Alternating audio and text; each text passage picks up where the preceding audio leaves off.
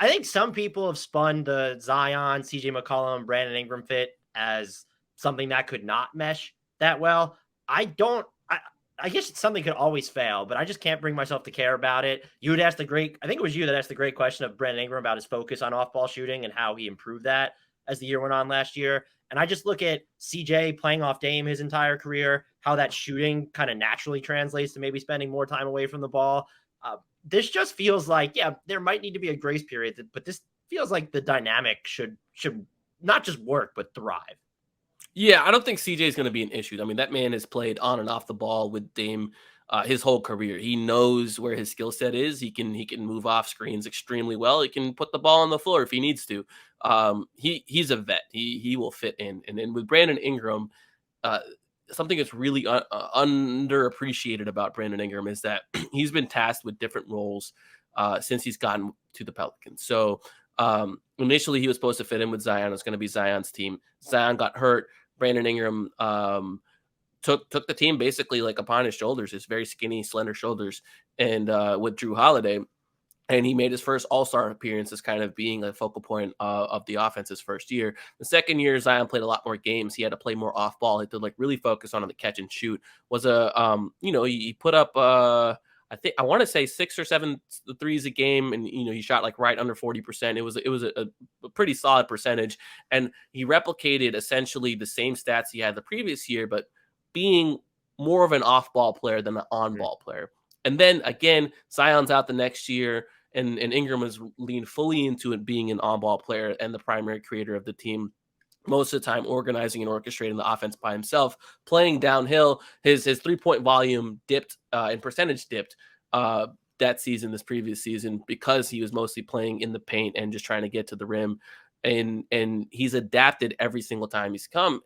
He's been asked to, and I think adding Zion back is going to force another adaptation, because I think Brandon Ingram did take a leap last year as a playmaker, someone who was able to read the help and read offenses a beat quicker than he has been able to in the past. And so adding Zion to that is going to force him to get back a little more to his off-ball ways. But I think he's just such a talented basketball player that it's not going to be an issue. And when you have the spacing and shooting that CJ provides and the offensive attention that Jonas himself draws, like, I think Brandon's going to have a lot easier time attacking defenses, because they're not going to be able to load up on him singularly. Like prior to the CJ McCollum trade, lineups they were putting, the starting lineup was Devontae Graham, Josh Hart, Brandon Ingram, Herb Jones, and Jonas Valanciunas.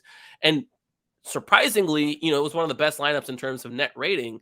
But when you look at that lineup, like, shot creation is only happening through Brandon Ingram. Like, that is the only place you're getting shot creation. Like, Devontae Graham, he's not going to get to the rim. He's going to put up a lot of threes.